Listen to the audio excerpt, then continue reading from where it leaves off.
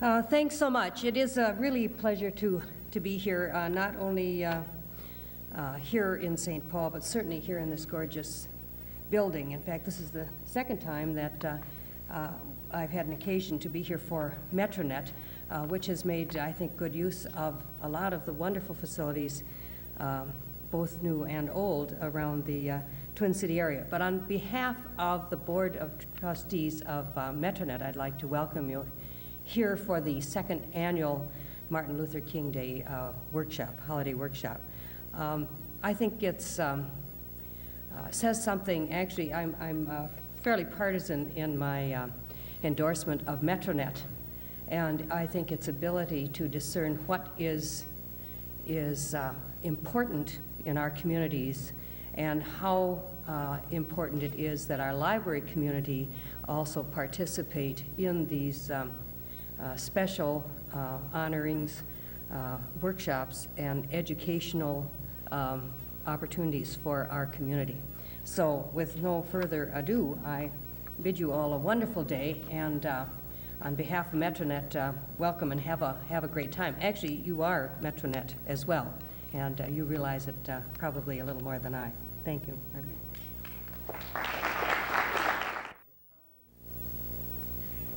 If there ever was a time for a man whose ideals and whose beliefs required all of us to rise above those petty jealousies and hates, the modern man would be Martin Luther King. And his time would be now, and his time, obviously, he cannot be here now.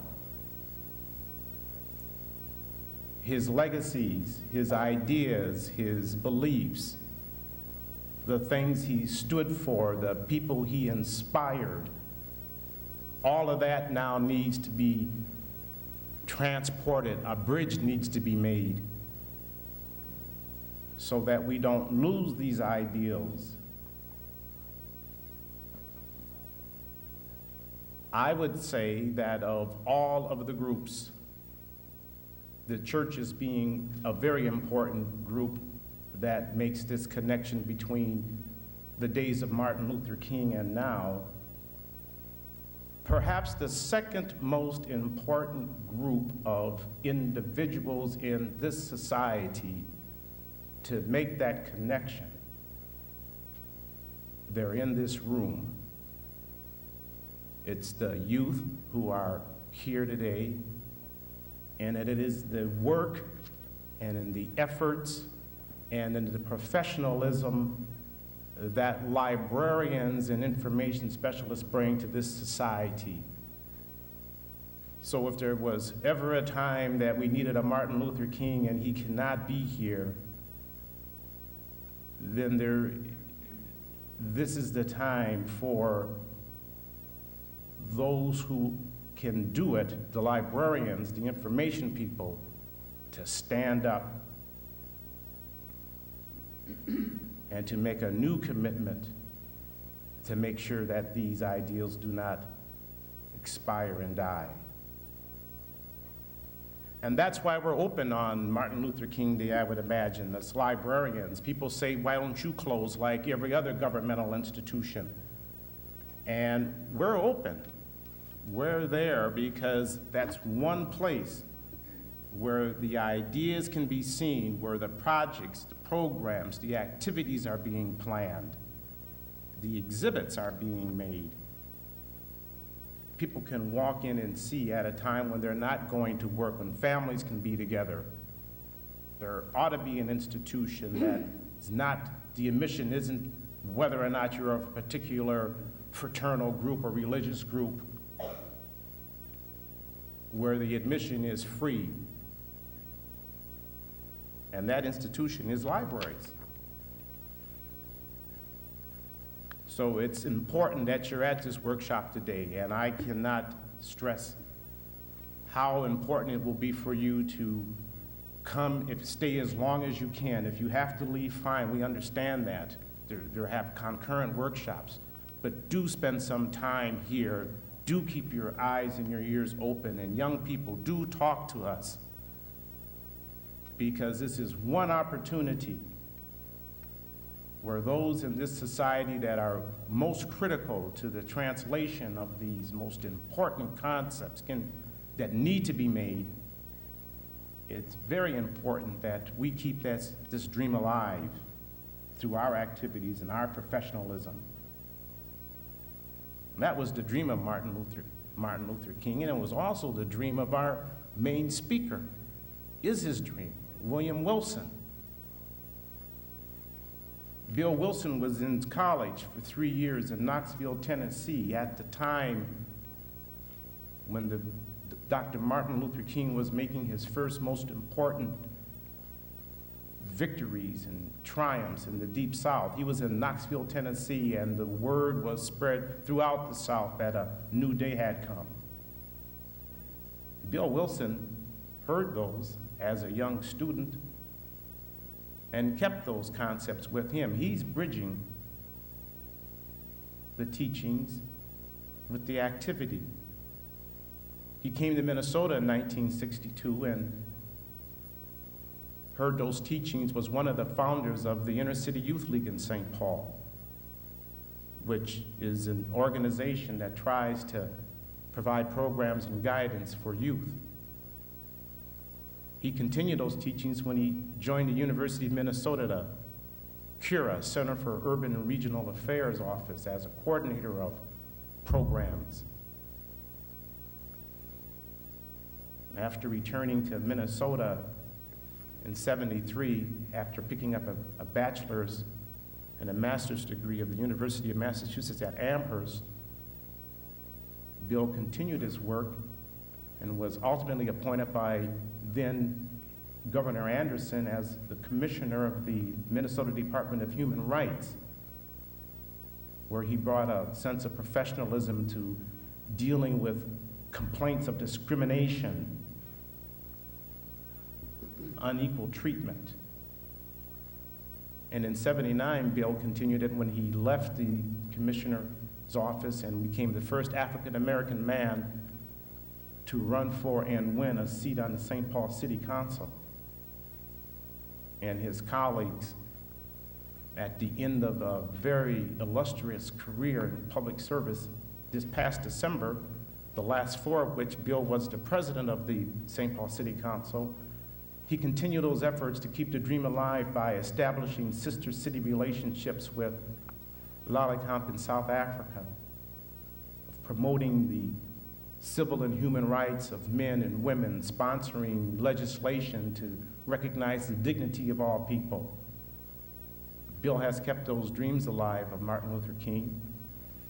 And now that he's retired and from public service at least, and is the director of the Wilson Group, his new consulting firm on international relations and economic development, I'm positive that Bill will continue those efforts to keep the dream alive in all of his activities. So it's, having known him since he's been in Minnesota, it's a great pleasure for me to introduce Bill Wilson as our keynote speaker this morning.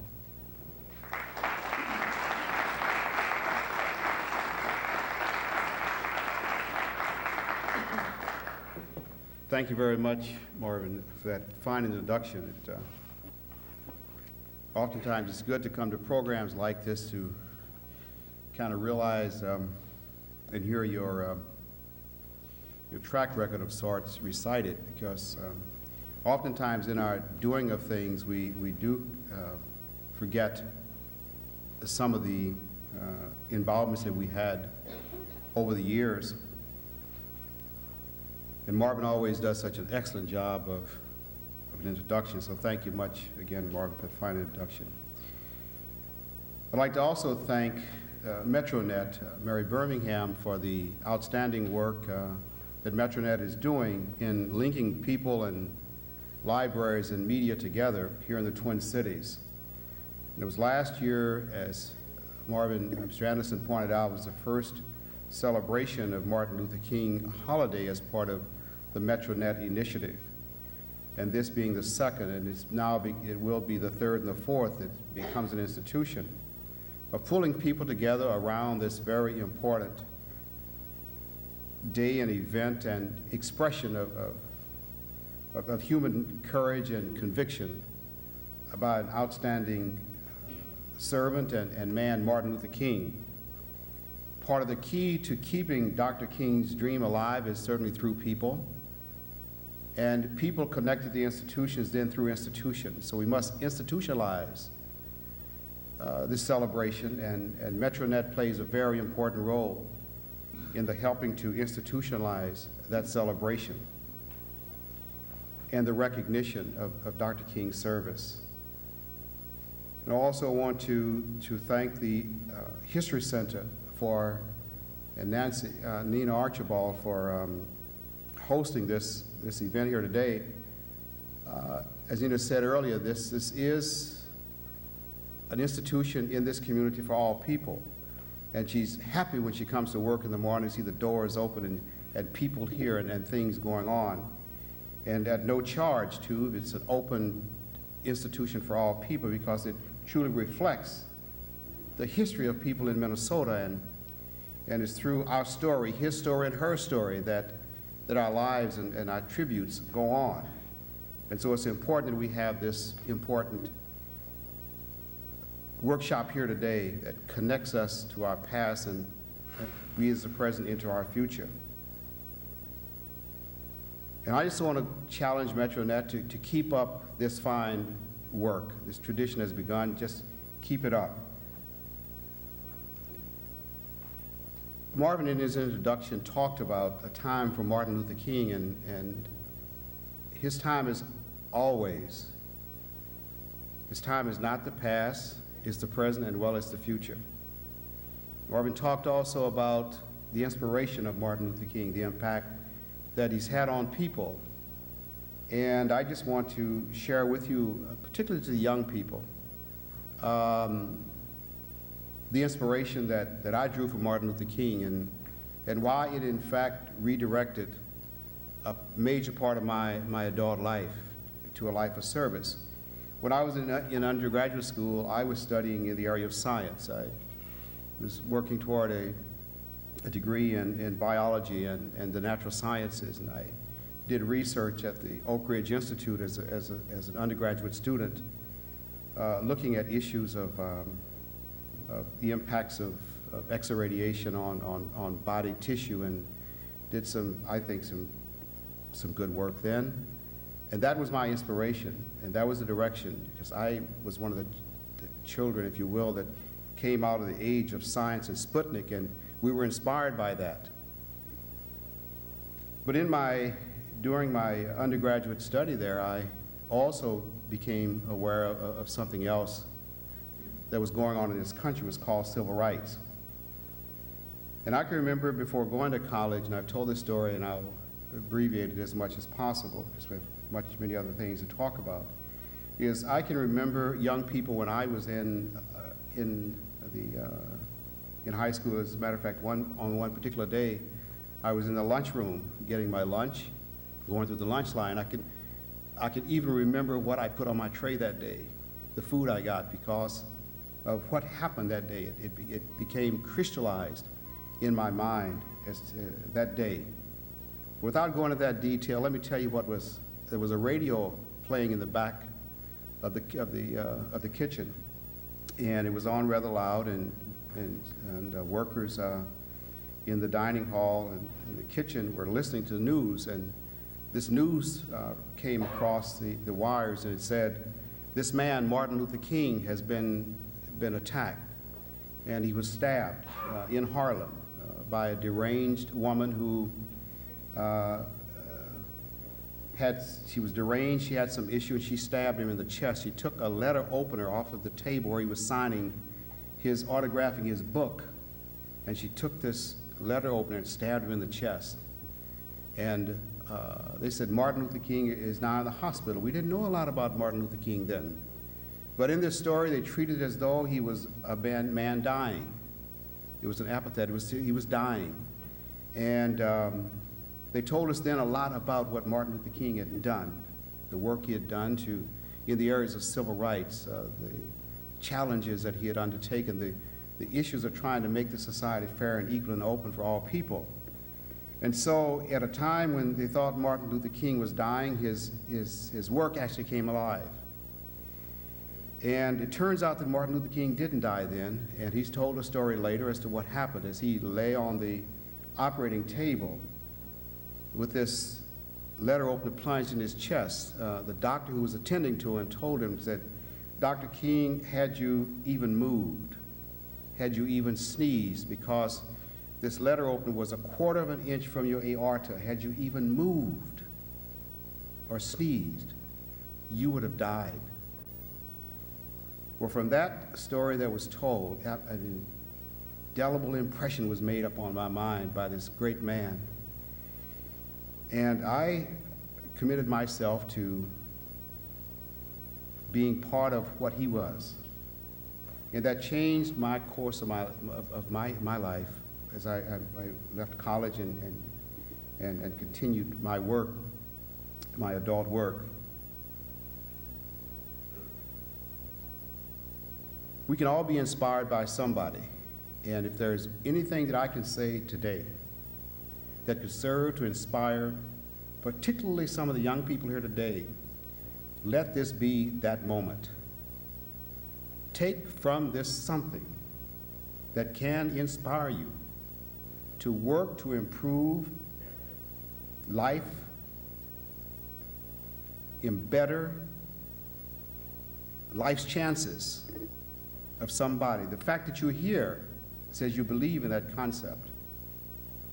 So if you can take something from this moment, this day, to inspire you, something I say or someone else say, perhaps crystallize that in your mind, do that. Because yours is the generation that's most challenged today. And we'll touch on that. Yours is the generation that will serve as the conduit by which these principles that we talk about will be passed on. Yours is today like my and Mr. Anderson's was of the past. The civil rights movement was a youth movement, a movement of young people who were idealists, who believed that change could happen, who looked in the face of a non-future and made a future, an inspiration, a youth movement that literally changed the face of this society. So what you say and do and what you think can make a difference.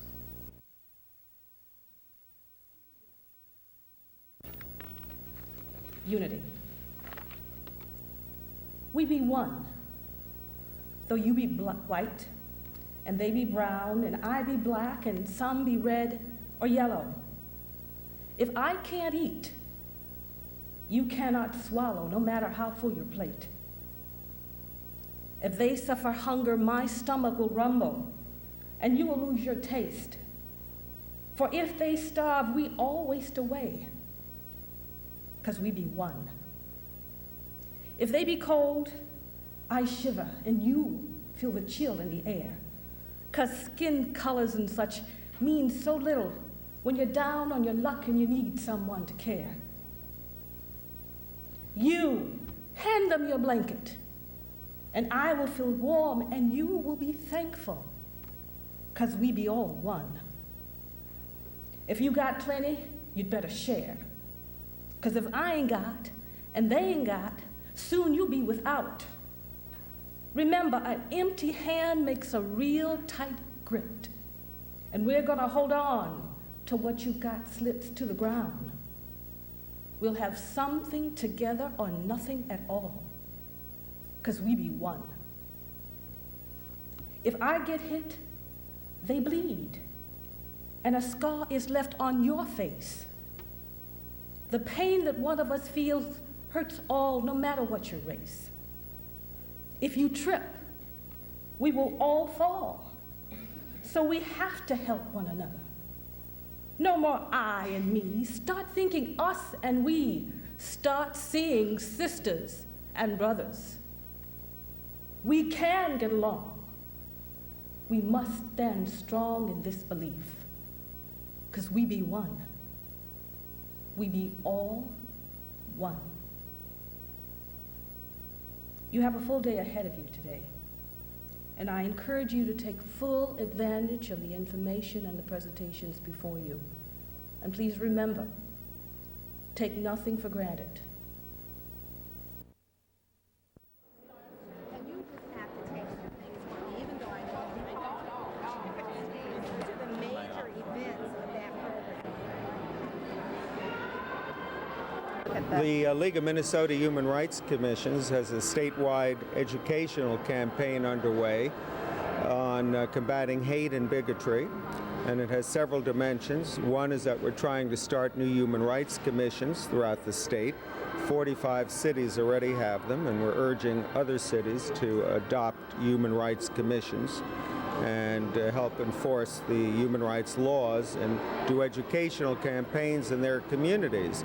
One of the ways in which we're helping communities with their local educational campaigns is through this human rights poster series, which deals with hate crimes, integration and diversity, appreciation diversity, disability, and age discrimination. This is the first in a series of posters that we're sending out throughout the state to all the schools, school superintendents, principals, social studies teachers, to religious institutions, business and labor, and civic groups.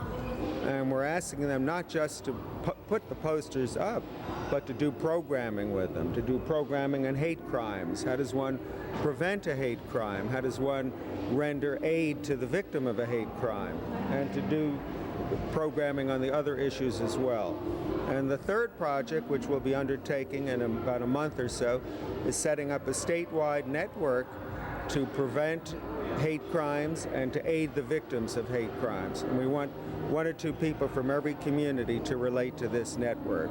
So if there is an ugly episode, such as a hate crime, there's indigenous help in that community to respond to the victim and to help the victim. It's a wonderful collaborative program. Thank you very much.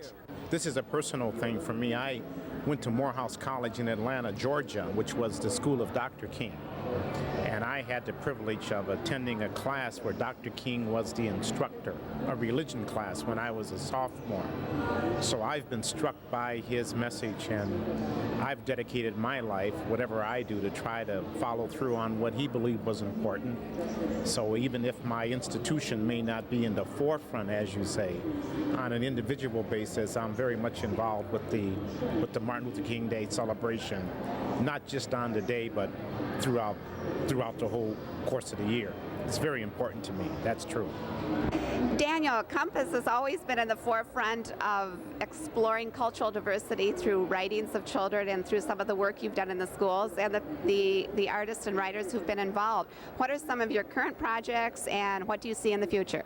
Yeah, thank you. Well, as ever, we're continuing to work in schools throughout the state of Minnesota doing artist in residence programs, and I do notice that artists keep encountering more and more diversity among the children they're working with, and they're seeing different results from the art that they get. Art tends to send you deeply within yourself. It tends to draw on your most cherished beliefs and on your cultural background, your ethnic heritage, whatever it is, and that is going to make a difference in the kind of art that is produced outward. We put out an anthology of children's writing every year, and in fact, last year's anthology was nominated for a Minnesota Book Award.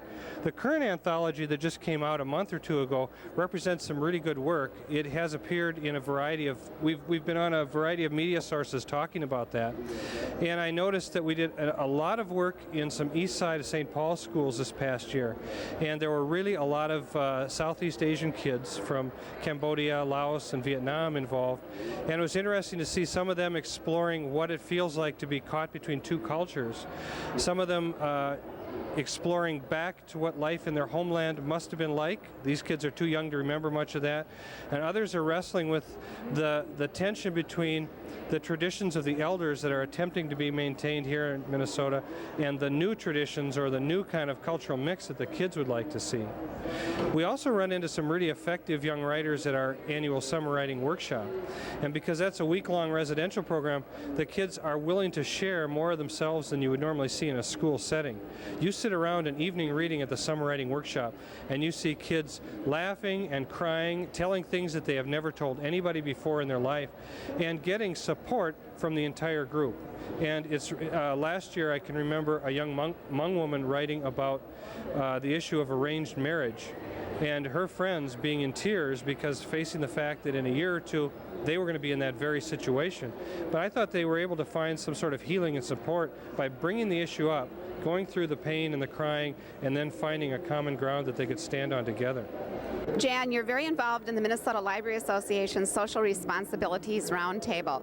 Often people don't think of librarians as being social activists, but MCERT has done a lot to raise the consciousness of librarians in Minnesota. What are some of the things you're involved in? Well, one thing that we do is present at least one, sometimes 2 or 3 programs every year at the Minnesota Library Association Annual Conference on issues of social justice, primarily bringing to the light some of the maybe non-mainstream types of materials in libraries and publications that are available for everyone. And I think that we have, and we're in a unique position to supply materials of all kinds from all backgrounds. That's one of the mandates that public libraries have. And I think sometimes that libraries kind of tend to take the easy way out and just go for the readily available, the more mainstream types of materials. And we're here to kind of nudge people by letting them know that lots of materials on all sides of issues are available and really should be made available and accessible to the public. As you see on the table, we have a lot of material. Some of it is published through artists in our organization. Others are pieces of information that we want to draw attention to, and I'll tell you why. First of all, this is a piece by Linda Finney. Linda is a local poet in the Twin Cities. Her poetry is very, very demonstrative of feelings. She reaches deep inside. She presented at the MetroNet meeting today. Poetically Just Us is a piece of poetry by 13 African-American poets and artwork by Seitu Ken Jones, who is a local African-American artist.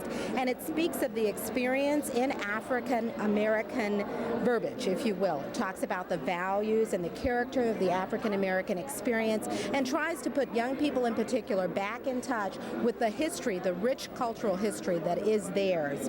You also see many pieces here by Zora Neale Hurston. Zora Neale Hurston was an artist of the Harlem Renaissance era, a storyteller, a historian, a cultural anthropologist who wrote at a time when many, many African Americans were initially beginning to draw attention of the mainstream of America, the Harlem Renaissance era.